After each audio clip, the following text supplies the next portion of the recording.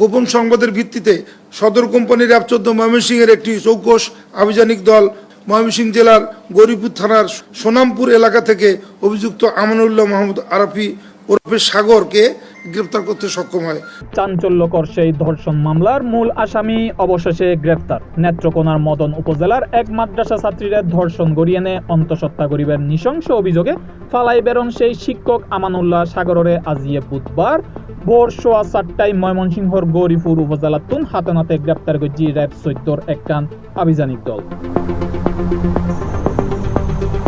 গ্রেপ্তারের খবর নিশ্চিত করিয়ে র্যাব 14 মিডিয়ার দায়িত্বে থাকুন কোম্পানি কমান্ডার অতিরিক্ত পুলিশ সুপার মোহাম্মদ শামসুজ্জামান জানাই, উপস্থিত সাংবাদিকবৃন্দ, আসসালামু আলাইকুম। নেত্রকোনার মদনে আলোচিত মাদ্রাসা ছাত্রী ধর্ষণ মামলার প্রধান অভিযুক্ত আমানুল্লাহ মাহমুদি ওরফে সাগর র্যাব 14 ময়মনসিংহ কর্তৃক গ্রেপ্তার।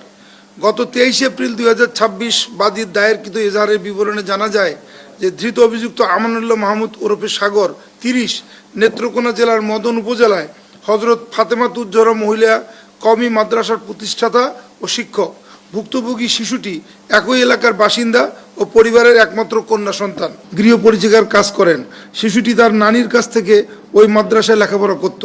গত কিছুদিন থেকে শিশুটির মা শারীরিক অবস্থার পরিবর্তন দেখে 18 April 2026 modern diagnostic centre Madan নেত্রকোনায় চিকিৎসকের শরণাপন্ন হলে শিশুটি 7 মাসের অন্তঃসত্ত্বা বলে জানা যায়।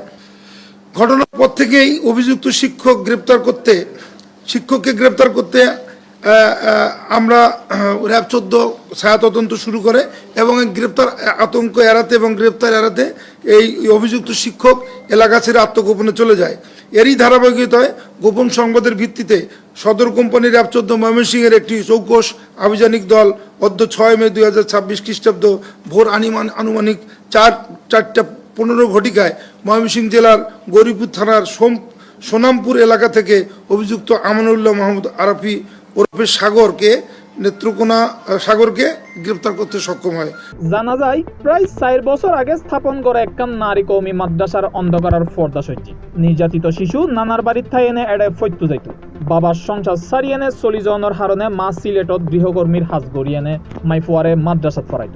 হনে যাইন্তু এই ফাগত ঘটিব দুর্ঘটনা। সম্প্রতি শিশুর শরীরত অস্বাভাবিক পরিবর্তন দেখিয়ে এনে মা সিলেটত ছুড়িয়াই। এরপর গত 18 এপ্রিল মদন উপজেলা শহরের একখান ক্লিনিকত ভর্তি করাইবার পর চিকিৎসক জানায় নাবালিকা সেই ছাত্রী অন্তঃসত্ত্বা। বৃহস্পতিবার মা থানাত মামলা গড়ানোর পরেই সারা এলাকাত ঐনুর মতো ছড়াই পড়ে এই খবর। শুরু হয় পলাতক এই শিক্ষকের সন্ধানত। এরপর ভোরের আধারে র্যাবর অভিযানত অবশেষে গ্রেপ্তার। C+ TV Chittagong.